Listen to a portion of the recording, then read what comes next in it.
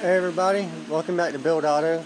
Alright, damn, camera all over the place, but today I am finally replacing the radiator in the 06 Legacy. I've already taken the radiator out, as you can see. The top, well, the two top nipples for the radiator outlet actually broke off, like you can see right here. That one's broke off, and that one broke off. The bottom one probably wouldn't. Bottom one actually feels pretty sturdy, but I wasn't taking my chances anymore. As you can see, I don't know what the hell that is, but oh, there's part of it. But all right, enough tinkering around with that bullshit. Fucking. But I went and bought some. Trying to think of a good way to say this. Some e-motor radiator. So it's eBay motors. Fucking. Everybody knows on eBay, yes, you can get a lot of really bad crap that's not worth a shit, or you can actually get some stuff that's alright. But lost my train of thought where I was at, but okay. So I bought this radiator off of eBay. I mean, it's pretty decent. Somebody definitely, this was all hand welded. You can see the way they burnt that in. I mean, they did. It's really decent. I did a pressure check on it already. Made sure, because if it was gonna leak, I wanted to go ahead and just re-weld the bad spots. And everything was actually pretty good. No leaking anywhere. I did make my own fan shroud already. And I was kind of testing it out a little bit, but the fans that I got in, they're supposed to be 12-inch, but they measure out to be 11-inch, so I guess they screwed up and gave me a 10-inch fan instead. And I don't think they'd pull out enough air to be safe driving. Even though this is a dual-core radiator instead of going from the factory single-core, I don't want to take a chance on my car overheating. It makes right at 500 horsepower. It's not worth the investment of making a cheap investment in the long run, having to spend more money just because I went cheap. So I'm gonna redo it, and I'm just gonna go out and I'm gonna buy the Mishimoto fan shroud, since that's, in theory, it's been tested, it's been proved that it actually works. I would rather know that I'm getting something that I won't have these issues with. But in the meantime, I got the stock fans. I'm mounting them on here. And this radiator, actually, for 2006 Subaru Legacy GT Limited, finding an aftermarket radiator for it, you're going to spend a lot more than you will for like a 04 or 02 to like 2010 fucking WRX STIs. The radiator in those, they technically won't quotation fit, but in theory I don't see why it shouldn't. I did a lot of measuring, a lot of checking first. I measured mine whenever I looked up the specs on this one, and I'm going to finish putting these fans on, and we're going to try it, and hopefully it should work. I shouldn't have to modify anything, and it should just fall right in. The only thing I should have to do is move the top mounts, but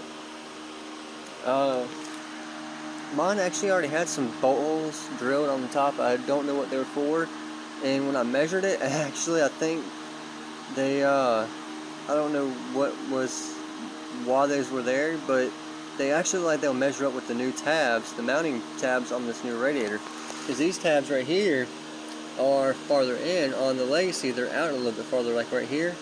So I think they were in, I think it was almost 2 inches difference on the, without looking at it again, I couldn't tell you, but I think it's about 2-inch difference. So worst comes to worst, you can use a thread setter, put a rib nut in there. I don't have any rib nuts I think all I have is like 5mm, and that's just too small of a bolt to hold a radiator in. So I'm just gonna, hopefully if those holes work, I'm just gonna put a bolt through it with a nut on the bottom side and a lot washer. And as long as the bottom brackets lock in like they should on the bottom grommets, I shouldn't have no issues. Theoretically, I shouldn't. So I'm gonna set the camera down and let's see. Hopefully that this should work like I'm hoping it will.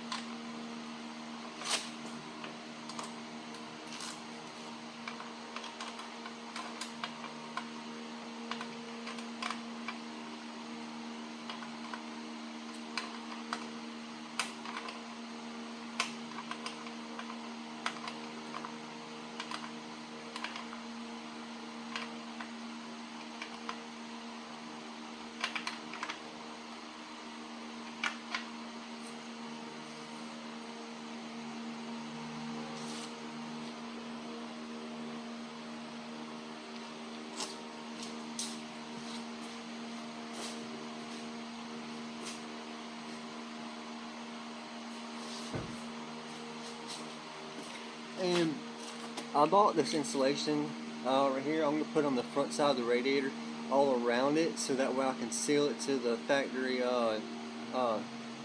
evaporator on the car. Condenser, evaporator, whatever the fuck it is. Y'all know what I'm talking about. But this way that is sealed up so the air coming through there can't get around the radiator. It actually has to go through it. And this way you don't have to worry about lost airflow. Lost airflow can cause the car to overheat. If you don't know that, that's because if the air theoretically cannot flow directly through, then that means you're losing that cooling effect that you actually should get. And I'm already losing it due to I have a front mount intercooler on here. So yes, the front mount intercooler it allows air to flow right through it, but it's not sealed up to the rest of the car. So theoretically it can let the air come up and dissipate upwards and then jam into it, but it's not a clean flow.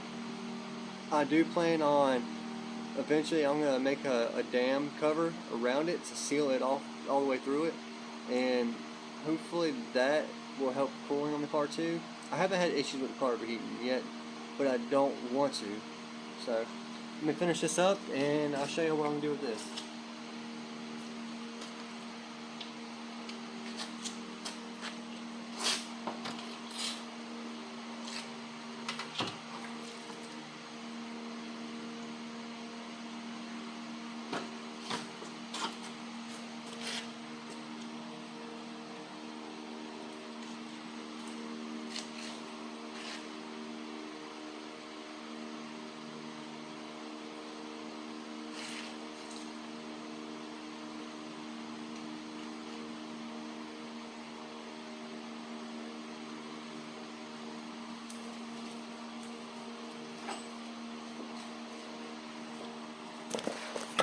Alright, I did a little piece of it real quick, just show you. I don't know how well you can see that. Let me get a light.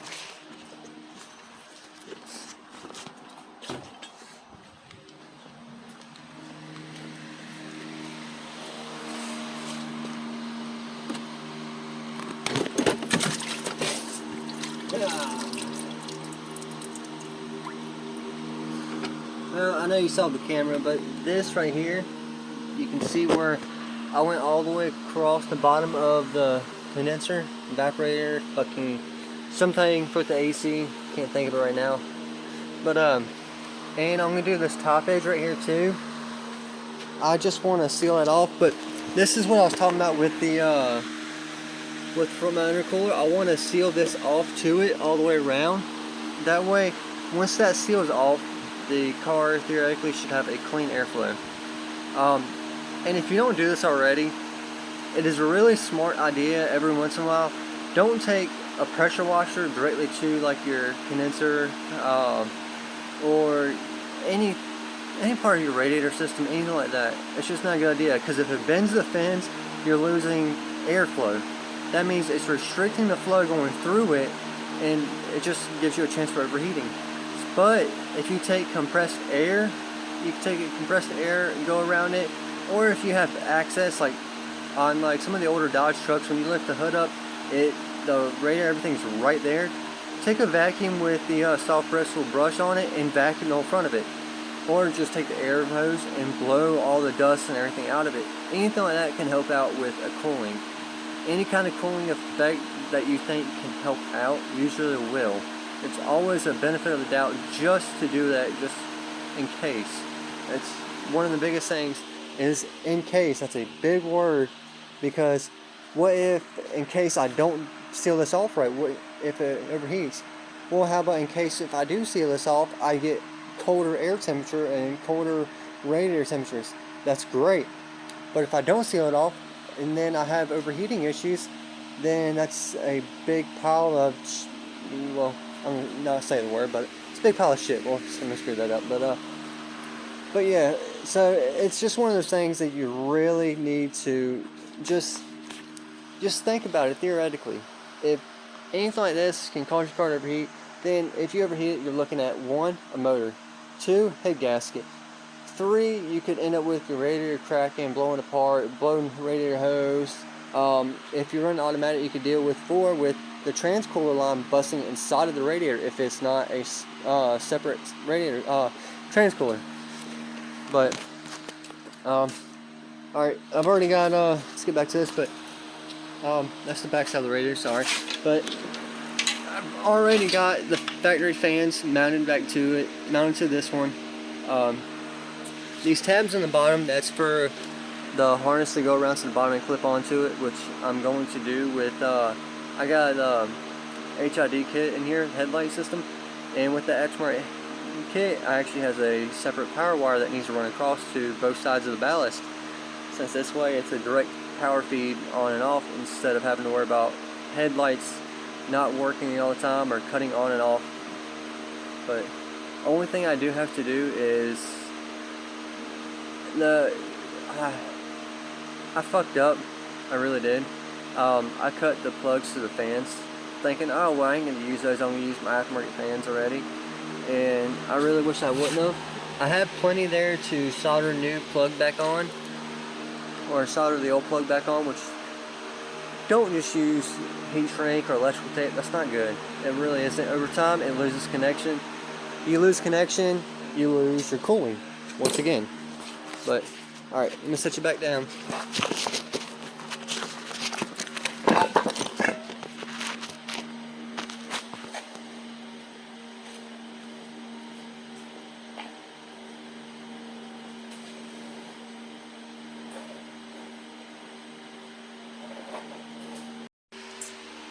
Alright, I set the radiator in.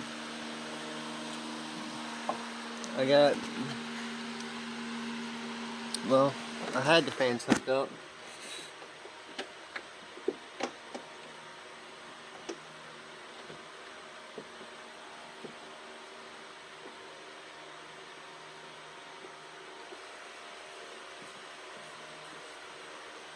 That sucks.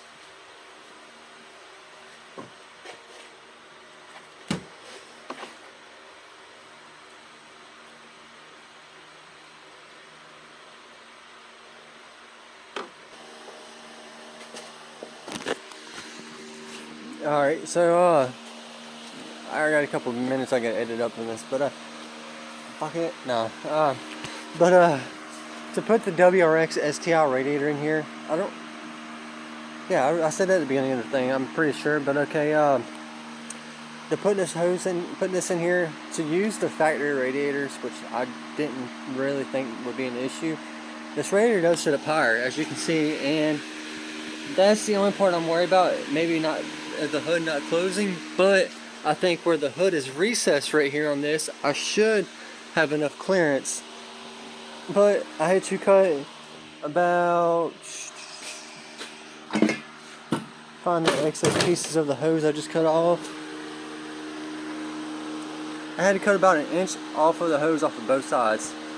So, and if you've never used 4.5 inch angle grinder, like the Milwaukee right here, the Milwaukee Fuel, using it to cut like a coolant hose something like that actually is really good for it, because when you cut it with that, as long as you do a nice clean smooth cut, you don't just try to jam into it, let the blade cut it itself, you actually get a really nice clean cut line, as you can see, and it looked like pretty much like a factory cut. So it keeps the cords from getting ripped or pulled or anything like that, so you don't have no issues with that. Or have issues with the hose bubbling and blistering later because you fucked. Alright, so I ran into another little issue I just fixed. I wish I would have recorded so you could have seen how I did this, but on the EJ255, which is the legacy motor, which the GT Limited is actually a 257. It kind of says it's 255, but it's actually a 257. It is the STI motor. Only thing different is this coolant reservoir here, the overflow reservoir.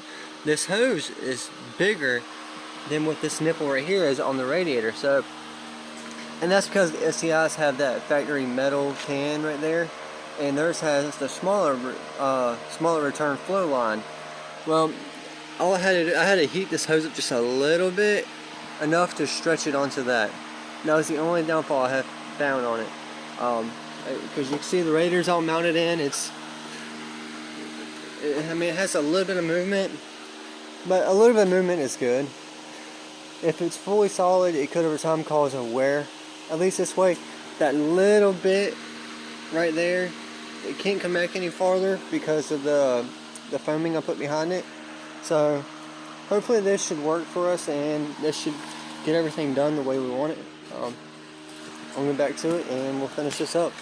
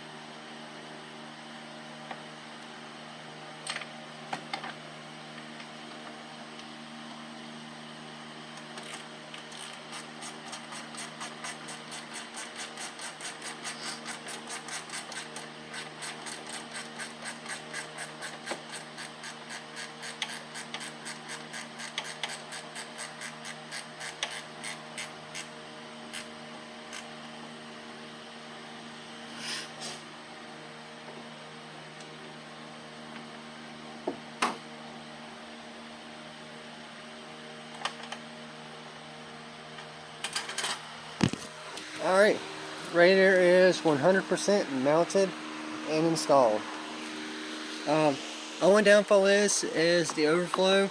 It will not sit on the tab on the bottom, which that's fine, because as long as I got the one side holding it on, I'm gonna put a zip tie on it and lock it into place like that, and it should be fine. It's not like it's a pressurized container. If it was, then I would be worried, but not being pressurized, it's no issue. So alrighty, what I'm gonna do is I'm going to zip tie around this bolt right here. I'll show y'all whenever I get done with it.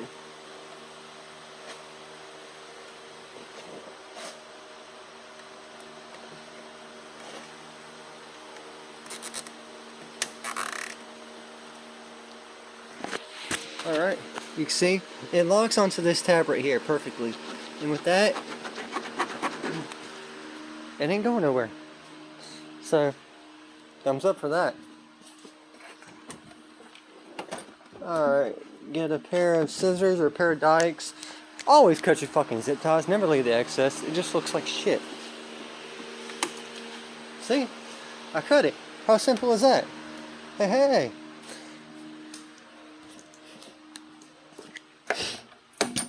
And another thing is too, if you have a Subaru, I learned this, and it's not that you shouldn't run aftermarket, but the stock oil filter, OEM oil filter, Subaru oil filter, they are actually made for these cars for a reason.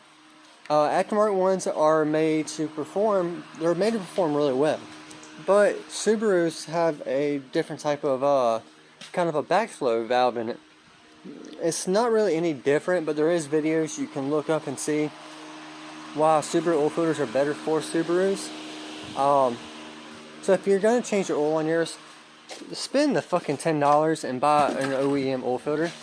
Trust me, it'll save your car, it'll make it run better. And like with most Subaru owners, most of us guys, we all usually run like Rotella, the T4 5W40, which that's what I run in my car. That's what's always been ran in it, and I don't plan on changing that. When I did a motor flush on it, just to kind of go through, I'll do that yearly on any vehicle of mine, just to make sure there's no sludge or anything. I'll use some Motorola, not Motorola, not a fucking phone, what the hell am I saying? Mobile One. I use some Mobile One, not Motorola, Mobile One. Alright, well I use that instead, just kind of as a cleaning oil, because it's a really good oil. It has really good, I'm trying to think, like real good friction modifiers and everything like that. So it keeps, whenever you're putting that cleaner in there, it keeps it from drying the motor out, or drying the bearings out. So that's the only reason why I use that.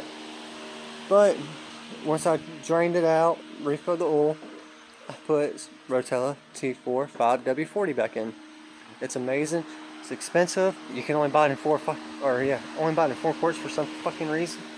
But oh well, just buy 2 bottles of it. You're fine. But I'm gonna finish filling this thing up, and we're gonna go from there. All right. And coolant is a motherfucker for Subarus. You gotta have this nice, fancy fucking coolant. The only company you can ever find it is Prestone or Global, and they're both expensive as shit. If you have a Subaru, use blue. Use blue. Blue coolant. It says Asian vehicles. It says Honda, Acura, all models 2009 and newer, Nissan, Infiniti, and Subaru. Well, mine's a fucking 06. Who gives a fuck? Blue coolant. Blue. If your shit looks blue, use blue. See? It's blue. Worst part about this rant is that when you buy these fucking jugs, $20 for half water. Half water. So you're paying $20 for a fucking half gallon of coolant. Half gallon. Now, don't get me wrong on that. I understand they gotta make theirs, but come the fuck on. Why the fuck do us consumers have to pay out the ass for nothing? Literally. Alright, I appreciate it, y'all. Radiator, everything's done. I'm gonna finish editing this video and I'm gonna upload it. Thank you for subscribing. Please like, comment, subscribe, share it to your friends, share it to everybody. I don't give a shit who it is. Just share the shit out of this. Thank you.